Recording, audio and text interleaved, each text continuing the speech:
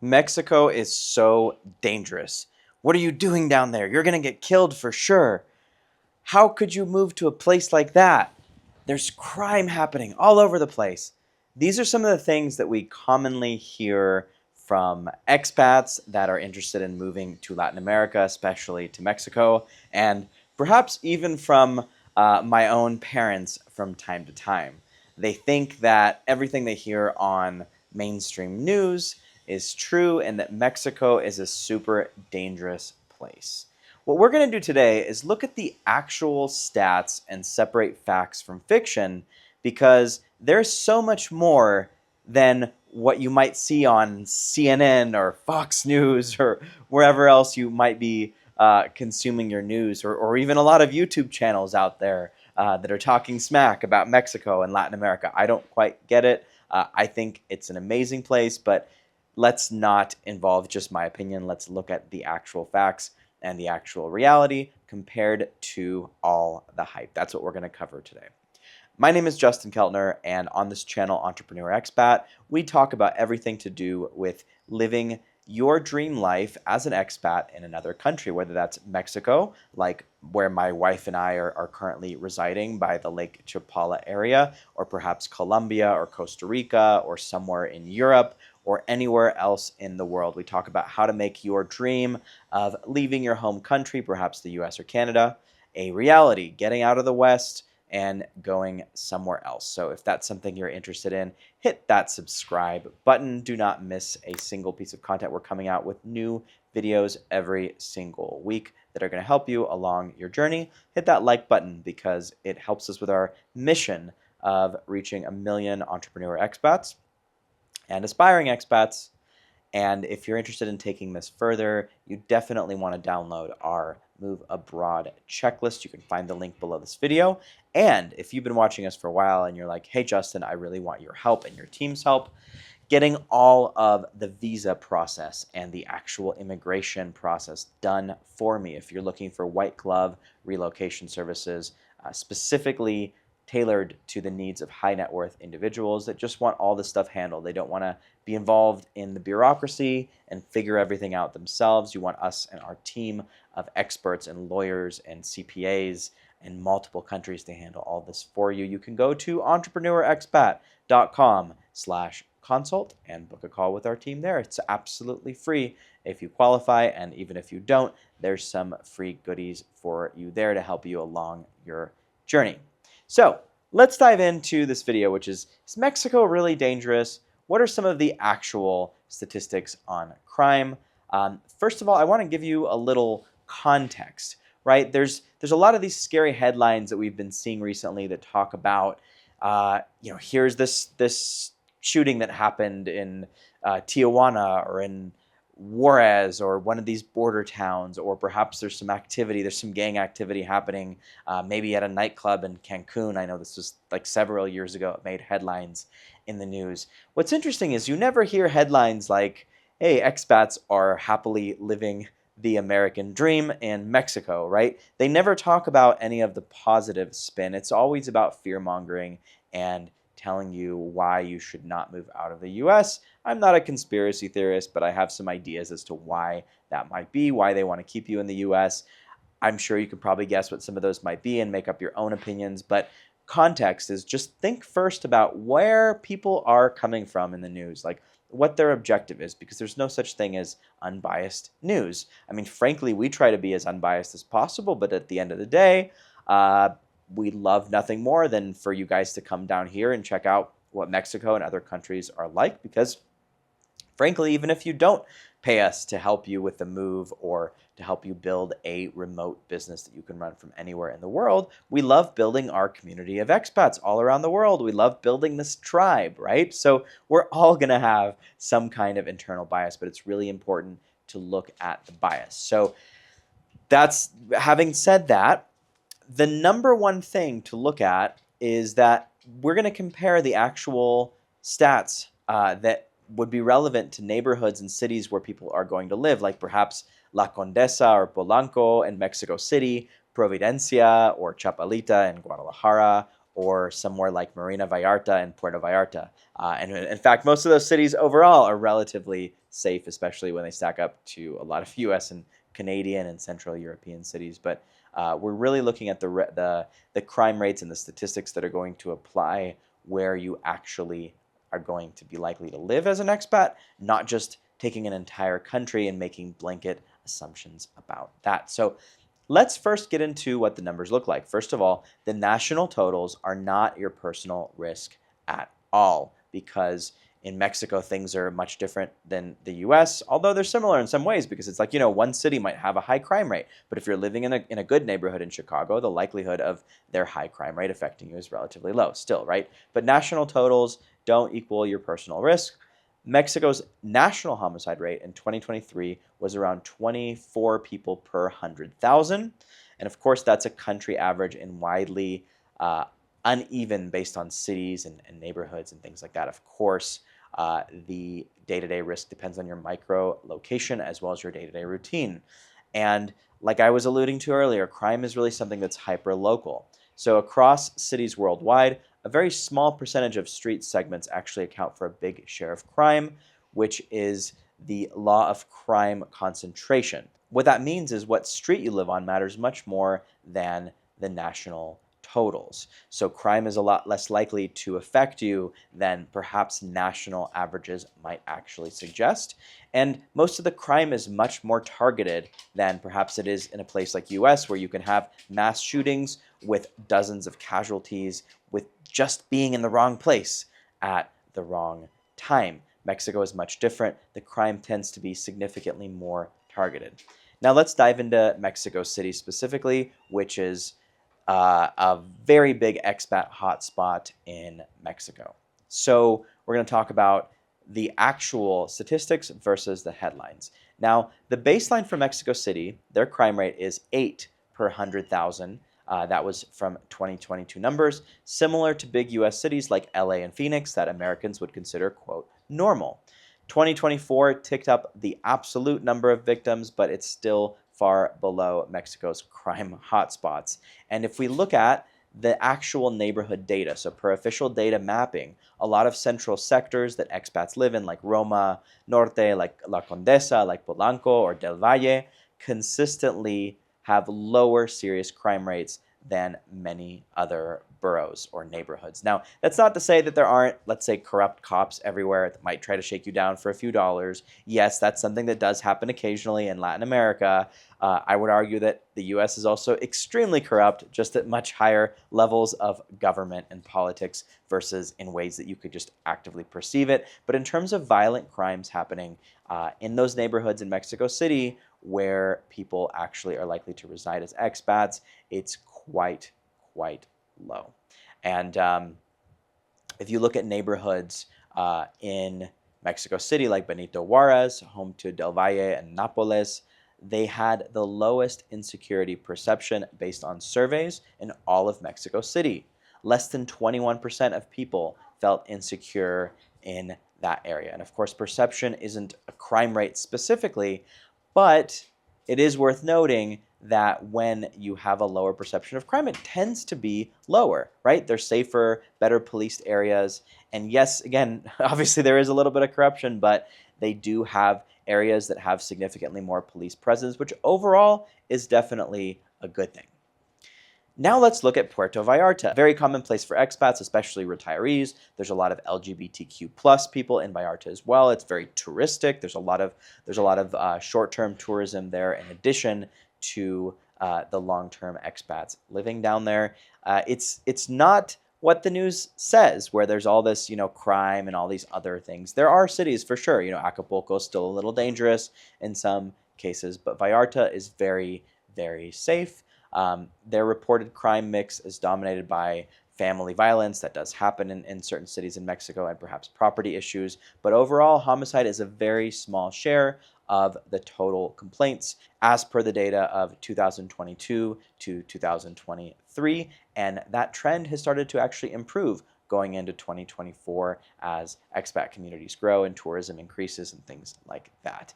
And based on the perception values that we talked about before, Vallarta's insecurity perception was among the lowest in urban areas, measured nationally in 2024, in the teens to 30s. Of course, perception rate does not equal real crime rate, but in addition to the crime rate actually being low, a lot of the locals and expats feel very safe in Vallarta. Their relative perception of safety is extremely high.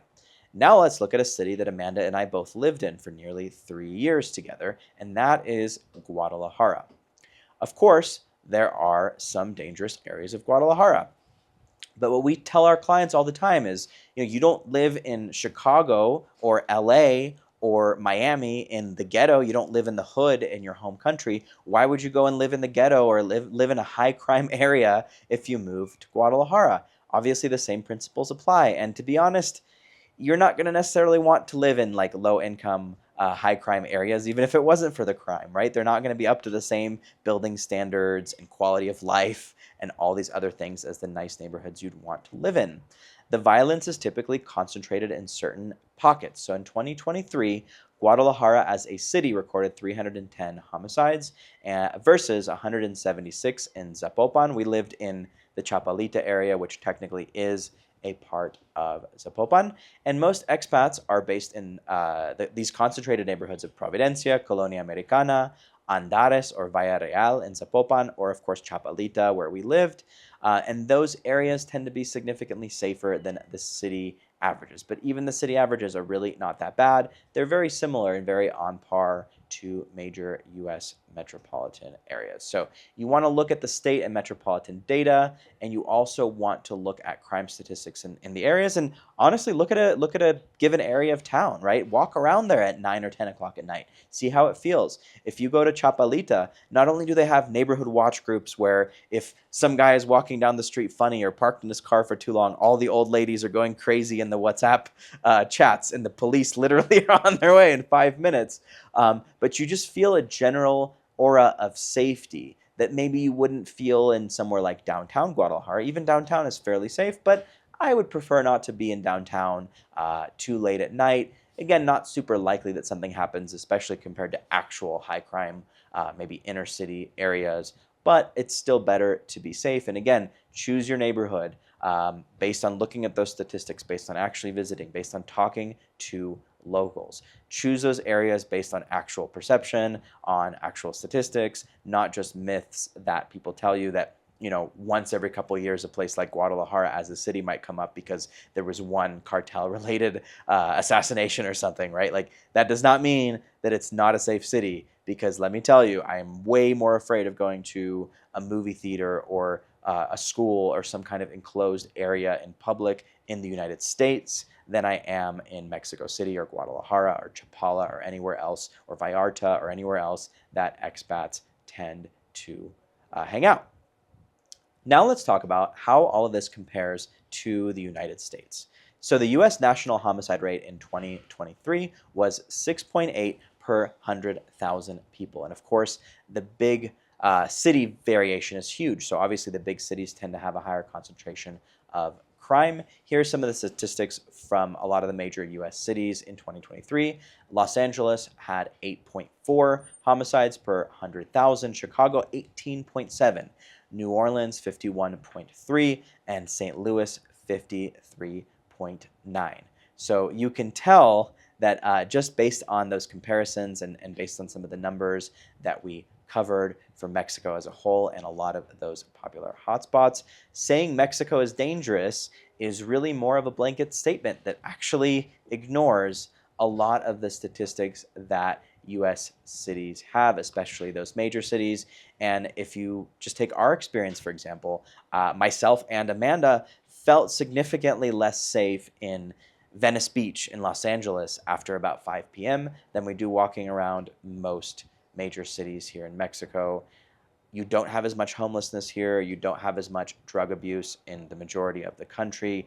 You don't have just this random untargeted crime as well. It does happen sometimes. There is, our instances for sure of pickpocketing. If you're in Guadalajara, you're in downtown in a tourist area, you can use your camera, but you want to put it away when you're done with it. You don't want to flaunt your money in a lot of parts of Latin America, like maybe you could in Miami. You also want to be careful, let's say, not to have your phone out in the middle of a busy park and just texting on it without paying attention to what's going on around you. There's certain areas where obviously you need to have your guard up a little bit more than others. That's something that happens whether you're in Mexico City or Guadalajara or Paris or LA.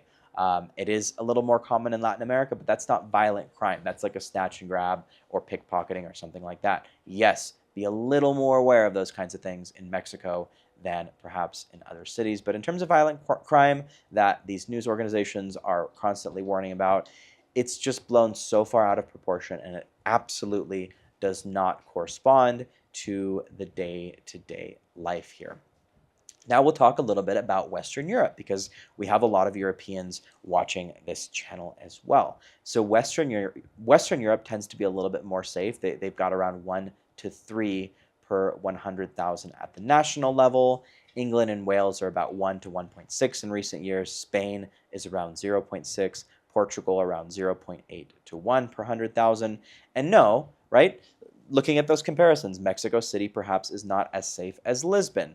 But you want to compare the per neighborhood statistics, not just country to country, because comparing an entire country to perhaps a city is really an apples to oranges comparison. And I'll say another thing. I would be much more inclined to believe a lot of the news about violence in areas like neighborhoods of Paris due in part to excessive immigration and certain groups of people perhaps not assimilating and causing crime, especially violent crime. That's the thing that's much more common in Western Europe, because they're not vetting people that they bring in to their country. And there's a lot of political agendas that they have to bring people that perhaps are not going to actually improve or increase the economy in cities like Paris, in cities like London, and many more around the world. Versus if you look at Mexico, they're not just letting anybody here. Sure, they do take a certain number of immigrants from other countries, perhaps in Latin America and Central America and places like that. They've got immigrants that come from Cuba, but they're not like this crazy open door policy like the U.S. had for so many years and Western Europe continues to have. So perhaps the crime statistics overall might favor places like Europe right now, but based on the immigration and based on a lot of the policies they have up there, I don't think that's going to continue for very long.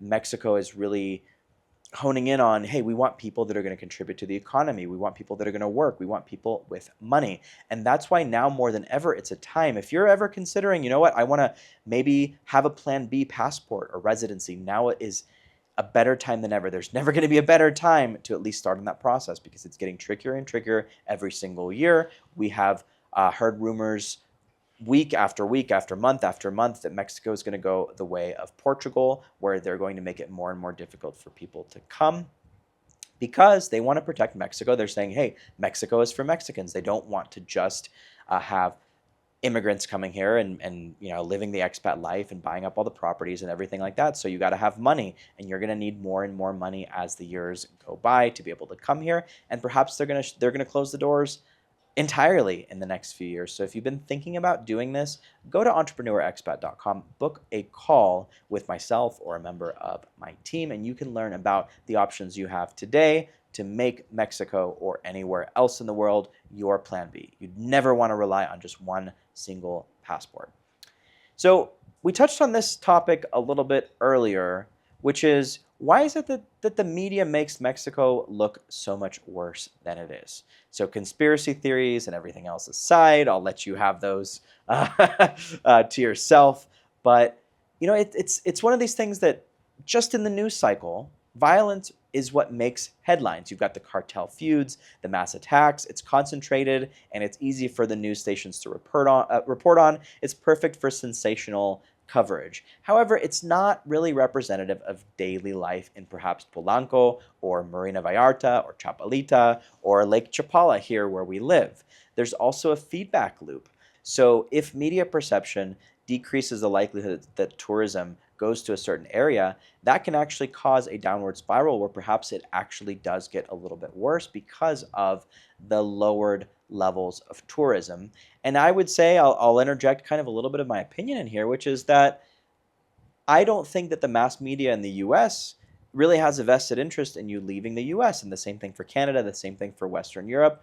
They have an interest in keeping you stuck in that cycle, consuming media, consuming whatever it is that the powers that be want you to consume, having a job, working your 9 to 5, paying taxes. That's what perhaps benefits the country, or at least the people in charge in a given country. So of course, they're not going to have favorable coverage over Mexico or anywhere else. So now let's talk about what actually matters for your safety. So you want to pick blocks if you're looking at a neighborhood, or you're looking for a block specifically to live on. You want to pick blocks in areas with good lighting. Typically, there's going to be a decent amount of foot traffic. Now, if you're in an area like Chapalita where people are kind of behind gates, and there isn't a ton of foot traffic at night, like that's okay, because it is known to be a very, very safe neighborhood. They've got a lot of patrols, both private security and the local police. You also want to look for things like a doorman or security. If you're living, let's say, in a gated community or in an apartment building with security there, it obviously helps as well to reduce the likelihood of things like break-ins, which again, from my experience in expat-friendly neighborhoods and wealthy neighborhoods in Mexico, are a lot less common. I see the US and Canada getting a lot more dangerous, and places like Mexico, in fact, getting a lot safer. So some specific neighborhoods you might want to check out are in Mexico City, Roma or La Condesa, Polanco, Del Valle, and also parts of Coyoacan. Those are typically neighborhoods that are safe. There in Guadalajara metropolitan area, you can look at Colonia Americana, Providencia, Chapalita, which we lived in, which is part of Zapopan. And also in Zapopan, you can look at other areas there. There's a lot of good areas of Zapopan, and also Andares and Valle Real, which are part of Zapopan, are very, very safe, upscale, expat friendly. In Vallarta, there's neighborhoods like Marina Vallarta that are very safe, the Zona Romantica, Versailles. Of course, talk to expats, talk to locals, figure out what's going on, maybe stay a few weeks in a given area before you decide to move there. But these places, by and large, are fairly safe. And some tips as well. It's a lot more about your behavior versus just those media headlines that say, hey, this area or the city or wherever isn't safe. You want to make sure that you practice safe behaviors when you're in a city in Mexico, just like you would anywhere else in the world. You would be much safer not driving on lone rural highways at night, not just for the risk that something happens or there's some sort of violent crime, but also because there's a lot of animals there. There's cows crossing the road, perhaps even horses. Like, you never know what's going to be on the road at night. Sometimes there's these topes, the speed bumps, or baches, which are potholes, and your car might go flying or lose a tire if you hit one of those. So it's always better to be on the highways at night, especially the rural highways that aren't the best lit. Also, I definitely recommend using app-based rides when possible. Uber and Didi and other apps here, or InDriver, for example, tend to be more safe than hailing a taxi on the street, especially because that is a known thing in Mexico City, where sometimes the taxi drivers will take you on a ride, so to speak. It's not that common anymore, but it has been known to happen, especially if you don't speak any Spanish. But maybe they'll take you on a longer drive than you were anticipating, or try to shake you down for money. Again, these are realistic things to bear in mind. It's not like it happens all the time, but you want to be prepared. So typically, taking an Uber or similar when possible is a better bet. Always use the ATM inside banks if you can, and try to use them during the day if possible. And just common sense rules. You don't want to get drunk and stupid at night, especially alone. And then check out those local WhatsApp groups with those abuelas, those grandmas who are constantly looking out their window and reporting anything suspicious. If you're living in most neighborhoods in Mexico will have like neighborhood watch groups and things like that. You want to get in on those groups because they tend to also have the local police and other private patrols that are included in those groups. So check out those groups for sure. And following those behaviors and practices and checking out those neighborhoods before you go can increase your safety significantly as well. I hope this was really useful and insightful, and maybe changed your perspective on Mexico a little bit. Or if perhaps your spouse is saying, hey, we can't go to Mexico, it's not safe, you might want to share this video with them, or even your parents or other loved ones. Look at the actual numbers and see, hey, this is what's actually going on here, not just these these media headlines that make things seem like they're not. Don't forget to subscribe if you haven't already. And if you're interested in taking things to the next level and getting support, moving to Mexico, elsewhere in Latin America, or even Europe, we're actually expanding to new countries every single day. So if you've got a country in mind, or perhaps you need help picking a country that you're going to move to, just go to entrepreneurexpat.com/consult, or if you just want to nibble on some free stuff, you can check out our moving abroad checklist below this video, where I will tell you all the things that you need to make sure that you have handled before you start your new life abroad. Thanks again for being the best part of Entrepreneur Expat, and we'll see you again very soon.